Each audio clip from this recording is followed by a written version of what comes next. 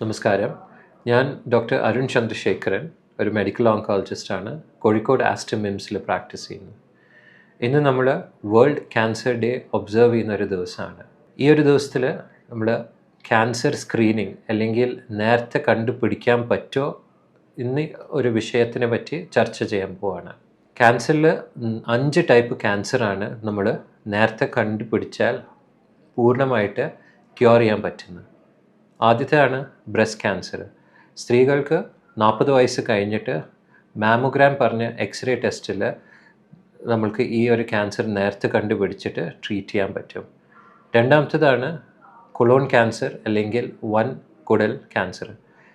45 വയസ്സ് കഴിഞ്ഞുള്ള പുരുഷന്മാരും സ്ത്രീകൾക്കും 10 വർഷം കൂടുമ്പോൾ ഒരു കൊളോണോസ്കോപ്പി പറഞ്ഞ ടെസ്റ്റോ അല്ലെങ്കിൽ മലത്തിൽ രക്തം പോകുന്നുണ്ടോ നോക്കുന്ന ഒരു ടെസ്റ്റിൽ മനസ്സിലാക്കിയിട്ട് നമുക്ക് നേരത്തെ കണ്ടുപിടിക്കാം.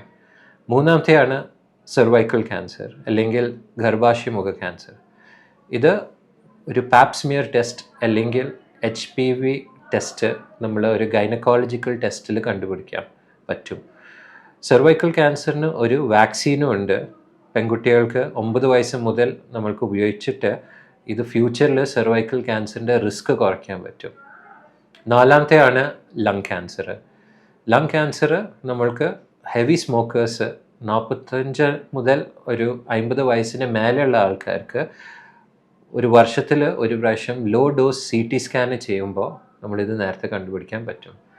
ലാസ്റ്റിലാണ് ഹെഡ് ആൻഡ് നെക്ക് ക്യാൻസർ. ഇത് നമ്മുടെ നാവിൻ്റെ ക്യാൻസർ അല്ലെങ്കിൽ വായിൻ്റെ ഉള്ളിൽ അൾസർ വന്നിട്ട് ക്യാൻസർ വരുന്ന ഒരു കണ്ടീഷനാണ്. അത് നമ്മൾ ഒരു ENT ഡോക്ടറോ അല്ലെങ്കിൽ ഒരു ജനറൽ ഫിസിഷ്യൻ ഇത് ഒരു എക്സാമിനേഷൻ നോക്കിയിട്ട് നമുക്ക് ഈ ഒരു അർബുദം നേരത്തെ കണ്ടുപിടിച്ച് ചികിത്സ ചെയ്യാൻ പറ്റും. സോ ഈ ഒരു വേൾഡ് ക്യാൻസർ ഡേ ദിനത്തിന് നമ്മൾ ഒരു ഫൈനൽ ഒരു മെസ്സേജാണ്. ക്യാൻസർ നമ്മൾ നേരത്തെ പിടിക്കാൻ പറ്റുകയാണെങ്കിൽ പൂർണ്ണമായിട്ട് അതിൻ്റെ ഒരു ക്യൂർ ചെയ്യാൻ പറ്റും.